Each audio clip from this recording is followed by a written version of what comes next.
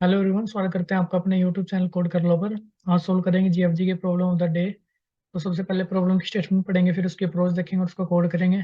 और जो कोड कर रहे होंगे हम दोनों लैंग्वेज में करेंगे, सी प्लस प्लस में भी और जावा में भी। जो कोड का लिंक होगा और जो प्रॉब्लम का लिंक होगा वो आपको डिस्क्रिप्शन में मिल जाएगा। तो सबसे पहले प्रॉब्लम की स्टेटमेंट देखते हैं हमें क्या कह रही है, फिर उसकी अप्रोच देखेंगे। प्रॉब्लम की स्टेटमेंट ये कह रही है हमें एक बाइनरी सर्च ट्री गिवन होगा और एक टारगेट वैल्यू गिवन होगी। ठीक है।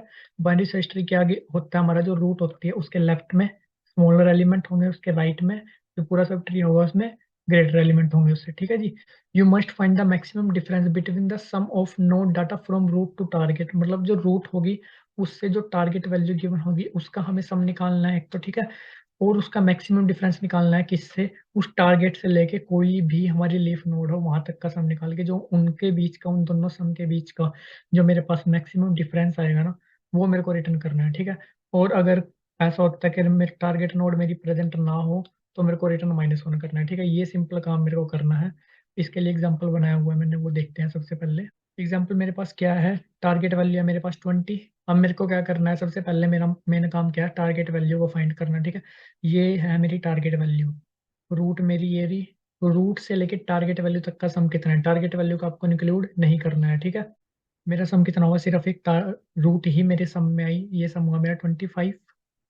फिर टारगेट वैल्यू से लेके लीफ नोड तक जाना है। अब लीफ नोड कितनी है मेरे पास टारगेट वैल्यू के बाद, दो लीफ नोड है। ठीक है। एक का सम कितना आएगा मेरे पास 15, एक लीफ नोड तक का जाने का टारगेट वैल्यू को इंक्लूड नहीं करना है। और एक का मेरे पास सम आएगा 22। तो 25 से हमें क्या करना है, 25 से इसको भी माइनस करो 10 आएगा, इसको भी माइनस करो मेरे पास कितना आएगा 3। तो मैक्सिमम मेरे पास क्या आया 10। ठीक है। ये मेरा आंसर हुआ। दूसरा एग्जाम्पल देखते हैं।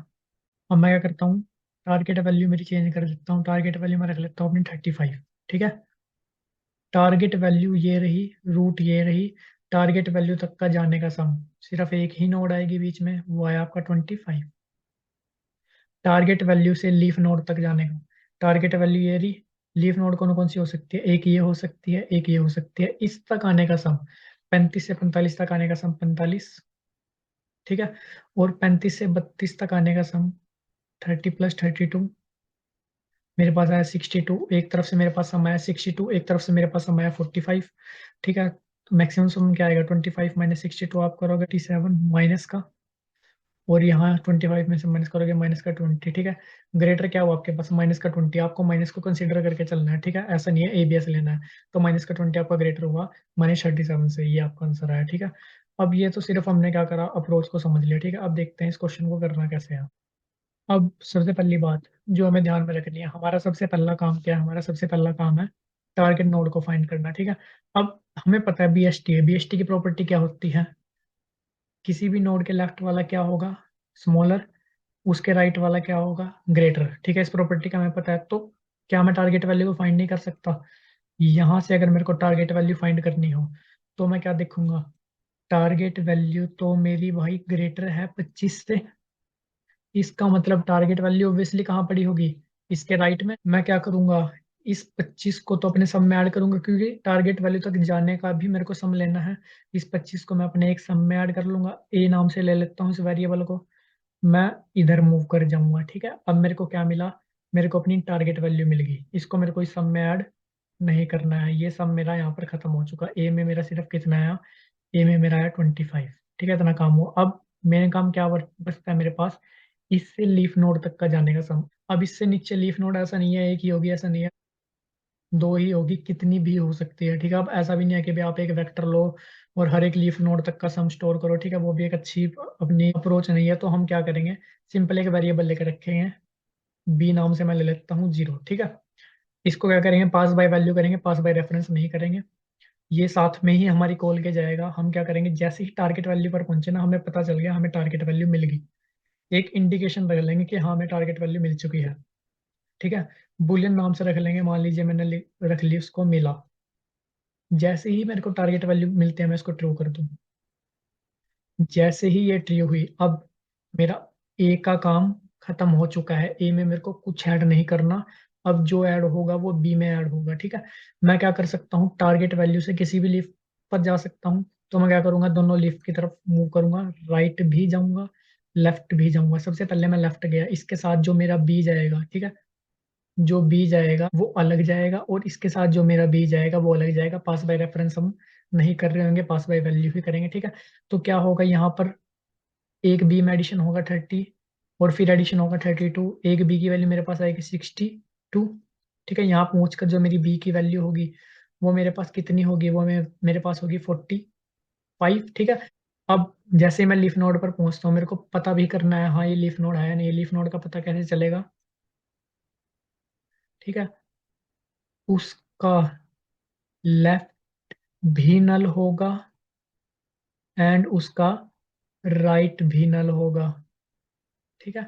मतलब मेरे को ये कंडीशन भी चेक करते चलना है कि अगर किसी नोड का लेफ्ट भी नल आ गया, राइट भी नल आ गया, और मेरे पास टारगेट नोड भी मिल चुकी है, तो मतलब ए में मेरे पास कुछ वैल्यू आ चुकी है, बी में मेरे पास कुछ वैल्यू आ चुकी है। मैं क्या करूंगा, अपने एक आंसर वेरिएबल लेके रखूंगा, उसमें क्या करूंगा, ए माइनस बी का जो भी मैक्सिमम डिफरेंस आएगा हर कंडीशन में, जैसे यहाँ पे 25 और 62 के केस में कुछ हो रहा है, 25 और 45 के केस में कुछ हो रहा है, वो मैक्सिमम डिफरेंस में अपना स्टोर कर लूंगा। तो ये अप्रोच हम कर रहे होंगे, सिंपल एक ट्रैवर्सल लगाएंगे। हर एक नोड मेरी मैक्सिमम कितने टाइम विजिट होगी, 1 टाइम, ठीक है। तो मेरी टाइम कॉम्प्लेक्सिटी कितनी होगी, O of N, where N is the number of nodes. अगर मैं स्पेस कॉम्प्लेक्सिटी की बात करूँ तो मैं क्या कर रहा हूँ, रिकर्सिव स्टैक मेरा यूज होगा, रिकर्शन मैं यूज कर रहा हूँ, ठीक है। तो क्या होगा, मैक्सिमम मेरी रिकर्शन कॉल वो कितनी स्टोर हो सकती है, जितनी मेरी ट्री की हाइट है। तो मेरी जो स्पेस कॉम्प्लेक्सिटी होगी वो मेरी होगी ओ ऑफ एच, ठीक है, जो कि ऑक्सिलरी स्टैक स्पेस होगा। एक्चुअल में तो कोई स्पेस यूज नहीं कर रहे, बस एक दो वेरिएबल यूज करेंगे, ठीक है। तो यही काम जो मैंने आपको ये अप्रोच बताई है, इसको अब कोड कर लेते हैं, ठीक है। यहाँ पर आते हैं, फुल स्क्रीन मोड ऑन करते हैं। तो अब देखो मेरे को क्या क्या लेना था, एक तो मेरे को लेना था ए, जो मेरा क्या होगा, रूट से लेके टारगेट तक का सम। एक मेरे को लेना था बी, जो मेरा कहाँ से टारगेट से लेके लीफ तक का सम। एक मेरे को लेना था आंसर, जो मेरा क्या स्टोर करेगा, मैक्सिमम आंसर, ठीक है। वो काम कर लेते हैं, ए ले लिया, बी ले लिया, एक ले लेते हैं आंसर, जिसको स्टार्टिंग में इंट मिल लिख लेते हैं, कोई दिक्कत वाली बात नहीं है। फिर उसके बाद क्या करेंगे, एक बुल वेरिएबल जो हमें बताएगा कि हमें टारगेट नोड मिल चुकी है या नहीं। टारगेट अभी तक हमें नहीं मिला है, ठीक है। फिर हम क्या करेंगे, एक हेल्प फंक्शन बना लेंगे, उसमें क्या क्या पास करूंगा, रूट से जहाँ से मैं स्टार्ट करूंगा, टारगेट मेरे को ढूंढना है, ए रूट से लेके टारगेट तक का सम, बी टारगेट से लेके लीफ तक का सम, मेरा आंसर वेरिएबल, साथ में मेरे को मेरा टारगेट मिला या नहीं, ठीक है। ये काम कर लिया, सारा पास कर दिया। अगर मेरा आंसर इक्वल इक्वल होता है इंट मिन के, इसका मतलब मेरी कोई कंप्यूटेशन ऊपर हुई ही नहीं, मेरे को टारगेट मिला ही नहीं। अगर टारगेट नहीं मिला तो रिटर्न -1, वरना रिटर्न आंसर, ठीक है। ये काम हुआ। यहाँ पर आते हैं अपना हेल्प फंक्शन बना लेते हैं। इसमें मेरे पास क्या आ रहा है, एक तो आ रही है अपनी रूट, साथ में क्या आ रहा है, ए आ रहा है, एक मेरे पास आ रहा है बी, ठीक है। एक मेरे पास आ रहा है आंसर वेरिएबल, एक मेरे पास आ रहा है बुल, मिलाया नहीं, ठीक है जी। आंसर को बाय रेफरेंस लूंगा, क्योंकि मेरे को इसको दूसरी जगह भी रिफ्लेक्ट करना है, ठीक है। यहाँ पर भी इसकी वैल्यू चेंज होनी चाहिए, इसलिए इसको बाय रेफरेंस लिया है, ठीक है। तो अब हम क्या करेंगे, अगर रूट होती है नल, ठीक है, नोट रूट लिख लेते हैं, जावा में जाकर चेंज कर लेंगे। तो मैं सिंपल रिटर्न कर जाऊंगा, ठीक है। अगर रूट की वैल्यू नल होता है कोई दिक्कत नहीं है। मेरे पास क्या ऑप्शन बचते हैं, अगर मेरा रूट का डाटा इक्वल हो जाता है टारगेट के,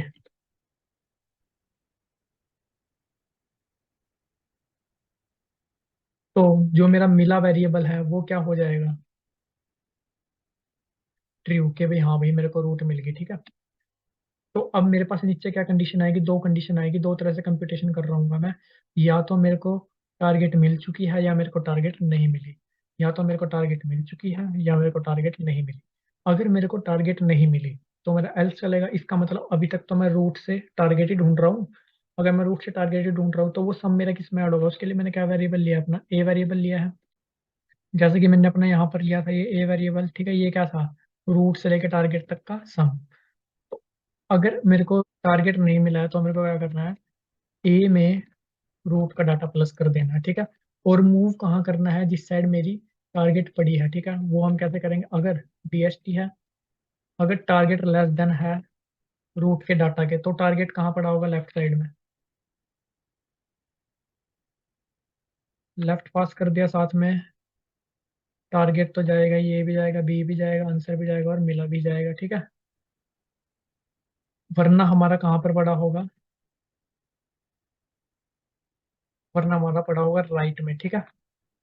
ये हमने भेज दिया राइट। ये मेरा काम हो गया। अगर जैसे ही मेरे को टारगेट मिल जाता है, अब मेरे को ए में कुछ ऐड नहीं करना, अब जो मेरी एडिशन होगी वो बी में होगी, ठीक है। जो मेरी एडिशन होगी वो बी में होगी। जो भी मैं जिस भी रूट पर जाऊंगा वो मेरी बी में एडिशन होगी, ठीक है। और अब मेरी लीफ नोड कहीं भी हो सकती है, लेफ्ट में भी हो सकती है, राइट में भी हो सकती है, ठीक है। नंबर ऑफ लीफ नोड्स हो सकते हैं, तो मेरे को टारगेट नोड से तो नीचे का पूरा ट्री ट्रेवर्स करना होगा, ठीक है।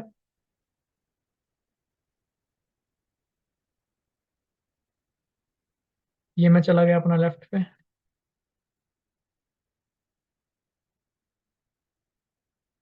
ये मैं चला गया अपना राइट पे। अगर कोई नोड मेरी लीफ नोड आती है, तो उस नोड का ना तो लेफ्ट होगा एंड ना ही राइट होगा। इतनी बात मेरे को समझ में आई।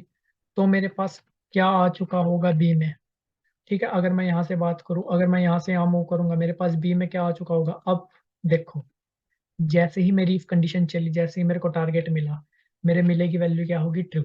उस केस में मेरी क्या चल जाएगी, इफ कंडीशन, ठीक है।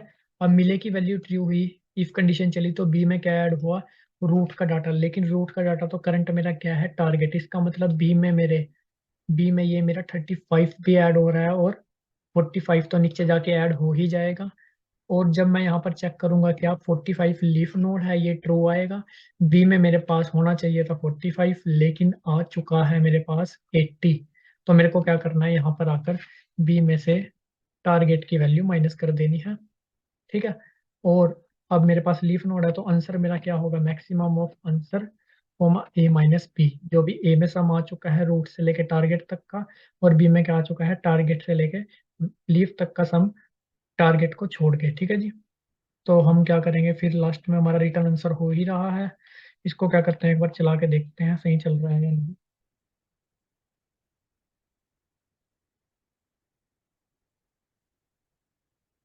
वहां पर गलती आई है, target was not declare. Target हमने भेजा नहीं, इसको भेज देते हैं एक बार।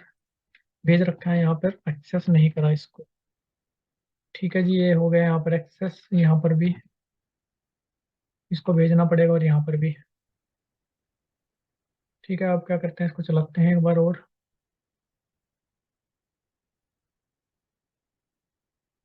नहीं चल रहा है, इसको सबमिट करके देखते हैं। फिर जाते हैं जावा कोड पे।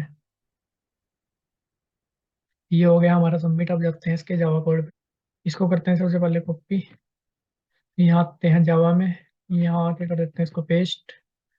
फिर जाते हैं मेन ब्लॉक वाला सौदा पानी उठा के ले आते हैं, जावा में आके फुल स्क्रीन मोड ऑन कर लेते हैं, ठीक है जी।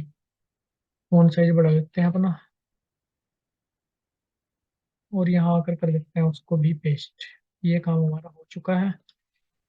अब यहाँ पर जो कुछ नेसेसरी चेंजेस है उसको कर लेते हैं। यहाँ पर आएगा बोलियन, ठीक है। अब जो सबसे मेन बात है, यहाँ पर आंसर आप कैसे पास कर रहे हो, पास बाय रेफरेंस, ठीक है। जावा में ऐसा कोई ऑप्शन नहीं है। आंसर आपको सिंपल पास करना पड़ेगा। अगर आप सिंपल पास करोगे तो वैल्यू यहाँ पर रिफ्लेक्ट नहीं होगी। तो उसके लिए मैं आपको क्या कहूँगा, आप क्या बना लो, एक वन साइज का एरे बना लो, ठीक है। क्योंकि एरे में वैल्यू आपकी रिफ्लेक्ट हो जाती है जावा में। हम क्या करेंगे, आंसर नाम से वन साइज का एरे बना लेंगे, ठीक है। और उसमें क्या करेंगे,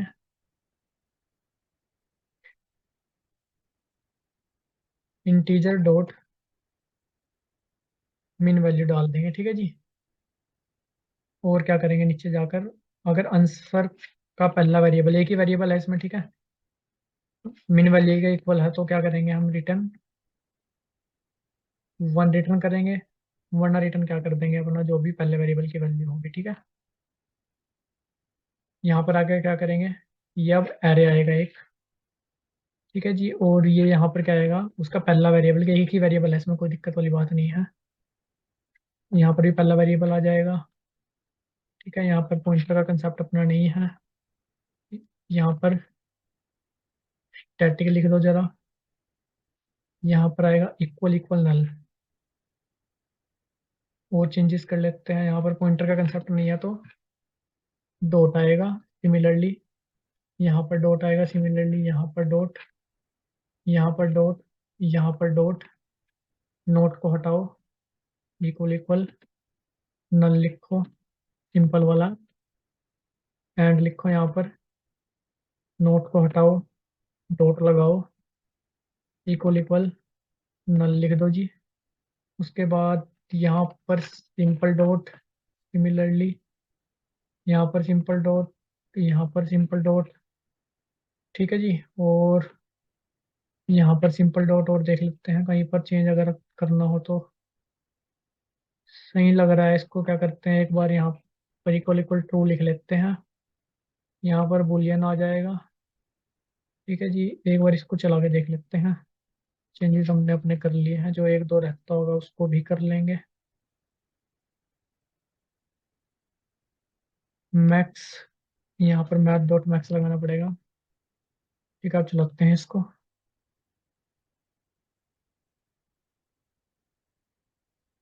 सबमिट करके देखते हैं इसको भी।